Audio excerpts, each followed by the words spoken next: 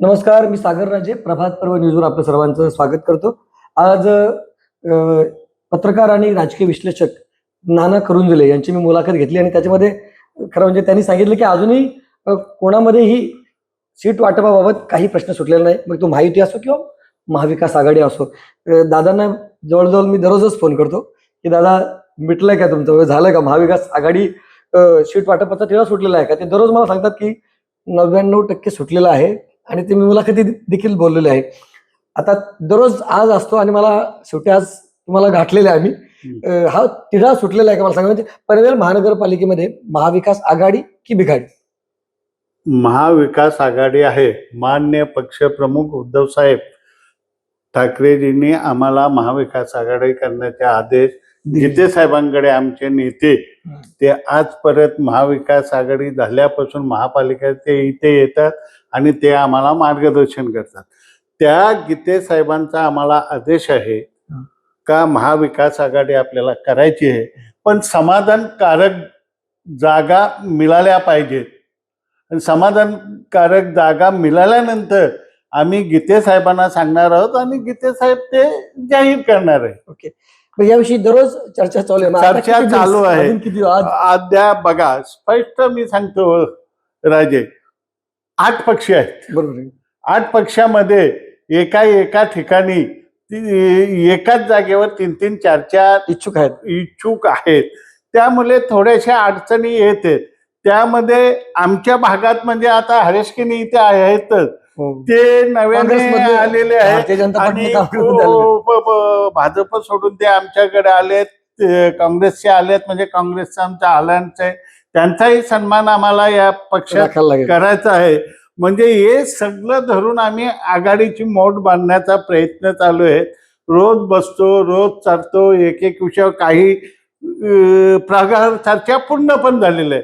पण काही प्रभागावर पनवेल असो, 14 नंबर असे 2 नंबरला आम्हाला तिथे काहीच ना मिळालेलं. मी काय ऐकलेलं आहे बघा दादा, म्हणजे शेवटी तुमचा तो पक्षाचा अंतर्गत सगळा विषय म्हणजे महाविकास आघाडीचा, की प्रभाग क्रमांक म्हणजे जो वाद चालू होता तो मुख्यतः प्रभाग क्रमांक 1 आणि 3 मध्ये होता. त्याच्यामध्ये प्रभाग क्रमांक 1 मध्ये शिवसेनेला 1 सीट सोडलेली आहे. प्रभाग क्रमांक 3 मध्ये देखील 1 सीट सोडलेली आहे. प्रभाग क्रमांक 1 मध्ये लेडीज सीट सोडलेली आहे. त्याच्यामध्ये म्हणजे रामदास दादांची सून इच्छुक आहे. प्रभाग क्रमांक 1 मध्ये आपला सुपुत्र कैलास पाटील, बाकीचे देखील इच्छुक आहेत. हा, बाकी 2-2, 3-3 जण इच्छुक आहेत. आम्हाला जागा सुटल्या. आम्हाला तुम्ही मेन प्रश्नावर तुमच्या येतो मी 3 नंबरवर. बरोबर. 3 नंबरवर जेव्हा हरेश केनींनी भाजप सोडून काँग्रेसमध्ये प्रवेश केला, त्यानंतर त्यांच्या प्रांताध्यक्षाने सांगितले तुझी तिकीट कन्फर्म आहे. आम्ही महाविकास आघाडीकडे मागणीही केली. माननीय आमदार बालाराव पाटील साहेब आणि सर्व जे सुदाम पाटील, आमचे प्रसाद भोईर आहेत, शिरीष घरत आहेत, सतीश पाटील आहे, का आम्हाला 3 नंबरला आणखी एक जागा तुम्ही द्या. बरोबर. तर तिथे सांगितलं गेलं तुम्हाला ही जागा दिली, पण लेडीज का जेंट्स याचा उलगडा झाला नव्हता. त्यामुळे कैलासने तयारी केली, आम्हाला जागा सुटली. नंतर हरेश केनीला काल परवा सांगितलं तुम्हाला देतो. असा हा सगळा थोडासा अंतर्गत वाद आहे. आम्ही महाविकास आघाडीमध्ये विनंती केलेली आहे 2 जण सोडा, महिला आहे ते तुम्ही घ्या. आणि प्रत्येक प्रभागाचा तसा विषय आहे. मी आज माझ्या संपर्क प्रमुखांना सांगितलं, जिल्हा प्रमुखांना सांगितलं का तुम्ही लोकांना आता उद्या अर्ज भरायची सुरुवात होणार आहे, तर लोकांना किती दिवस टांगत ठेवणार. 8 पक्ष असल्यामुळे प्रॉब्लेम आहे, अडचणी आहेत. कोणालाच हा सोड तो पलतो तर अशा सगळ्या भानगडीमध्ये काँग्रेसनी 2 दिवस आलेच नाही. हरेश केनीचा विचार होत नाही. त्यामुळे त्या आघाडीच्या चर्चेमध्ये सीट वाटपामध्ये काँग्रेस आली नव्हती. हो, 1-2 दिवस आले. 1 दिवस सुदाम पाटील आजारी पडले, त्याच्या घरी गेलो. हे सगळं चालू आहे. काही ना काही अडचण येत आहे. पण आता मी संपर्क प्रमुखांशी, जिल्हा प्रमुखांशी बोललो, आज तुम्ही विषय महाविकास आघाडीचे सगळे लोक बसून हाच विषय संपून टाका. बघा ना आता म्हणजे आता नाव अर्ज भरण्याची तारीख आलेली आहे आणि अंतिम तारीख आहे, म्हणजे त्याच्यामध्ये परत सागरजी समोर पण तेच आहे ना, अद्याप कुठे सांगा तुम्ही 3 नंबर मध्ये 1 नंबर मध्ये भाजपचं कुठे काय जाहीर केलेलं आहे? जाहीर नसलं तरी बऱ्यापैकी झालेलं आहे. बऱ्यापैकी तसा आमचा पण बऱ्यापैकी झालेला आहे, आम्ही पण बोलतो बऱ्यापैकी झालेला आहे. बरं मी काय म्हणतो, म्हणजे आता सोबत अगदी हरीशजी देखील या सोबत आहेत. हरीश आणि आपण भारतीय जनता पार्टीमध्ये होता आणि त्याच्यानंतर इकडे जेव्हा आलाय त्याच्यानंतर हे सगळं सूत्र आलेले आहेत. बरं खरं म्हणजे दोघे एकत्र बसल्यानंतर आता तुमची जास्त जवळीक झाली असं लोकांना दिसेल नाही का? एकतर प्रभाग क्रमांक 3 मध्ये जे दावेदार आहेत त्याच्यामध्ये प्रमुख दावेदार आपणच आहात असे दादाच बोलले. भारतीय जनता पार्टीमधून इथे आल्यानंतर अर्थातच म्हणजे या सगळ्या चर्चा तुमच्या वरिष्ठांची झाल्या असतील.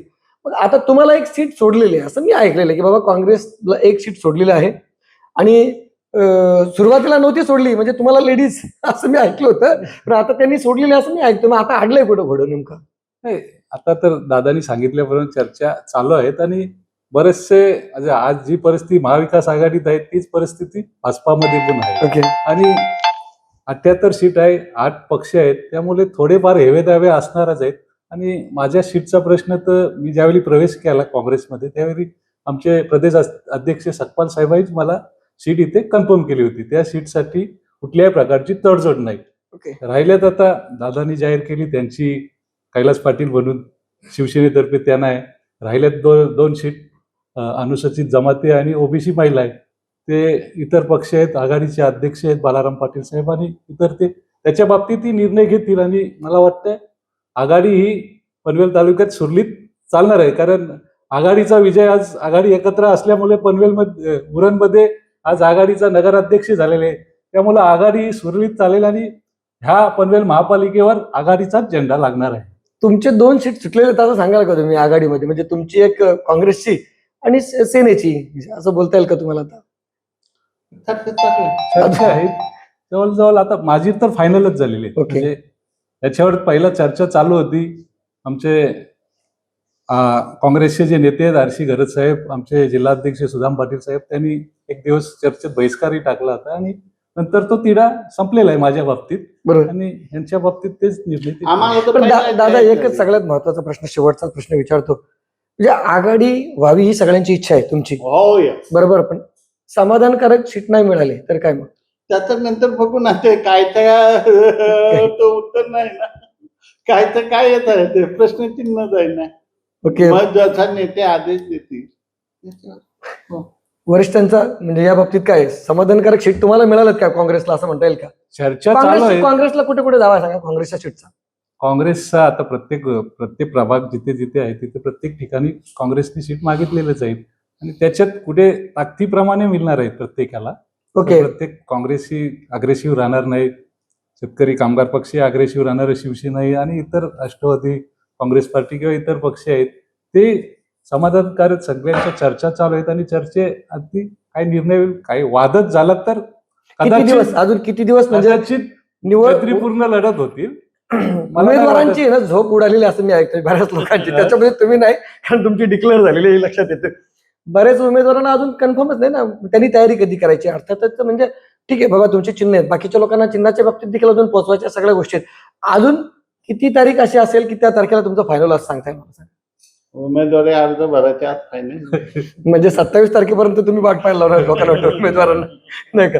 बंडखोरी वगैरे होण्याची काही म्हणजे शक्य आता दुसरा ऑप्शनच नाही ना, म्हणजे इकडनं तिकडं काय नाही, आम्ही सर्व एकत्रच आहोत ना. झाली तर सर्वच पक्षात होईल. ओके. म्हणजे आघाडीतच होईल अशी नाही, भाजपातही बंडखोरी होणारच. ज्याला नाही तिकीट मिळेल तो काहीतरी ते बोलत नाही. तुम्हाला माहित आहे भाजपमध्ये किती लोक नाराज होतात. भाजपमध्ये 400 लोक इच्छुक आहेत ना, 78 जागा आहेत. त्याच्यामध्ये देखील ते समाधानकारक चर्चा तुमच्यासारखी ती आपली गोलगोल उत्तरं सगळ्यांची येतात सध्या. नाही, जे आहे ते राजकारण समोर आहे. बऱ्याच दिवस तुम्ही राजा सांगत होतो मला भेटायचा आहे, तो मी चालत होतो, पण तुम्ही आज आम्हाला सागर. आता तुम्ही एक फायनल सांगू शकता की आघाडीच महाविकास आघाडी म्हणजे महाविकास आघाडी होणार. महाविकास आघाडी होणारच आहे. होणारच नाही. तर हे होते बबनदादा आणि हरीशजी खणी साहेब. अगदी थोडक्यात त्यांनी माहिती दिलेली आहे. म्हणजे मी बरेच प्रश्न विचारणार होतो अगोदरच मला त्यांनी सांगितले बाकी गोष्टीवर आपण सविस्तर नंतर बोलू, आता तू जास्त काय त्रास देऊ नको आम्हाला, इतर गोष्टींवर निश्चितच चर्चा करायची आपल्याला. परंतु अर्थातच कोणालाही म्हणजे त्यांच्या कम्फर्ट झोनच्या विरोधात मी सध्या तरी विचारणार नाही, जेव्हा वेळ येईल तेव्हा निश्चितच आपण सगळ्या गोष्टी सविस्तर विचारू. ही चर्चा तुम्हाला कशी वाटली? तुम्हाला वाटतंय का बाबा आघाडीमध्ये बिघाडी नाही, आघाडी होणारच आहे, असं हे सगळं चर्चा ऐकल्यानंतर तुमची काय प्रतिक्रिया आहे ती अवश्य नोंदवा. धन्यवाद.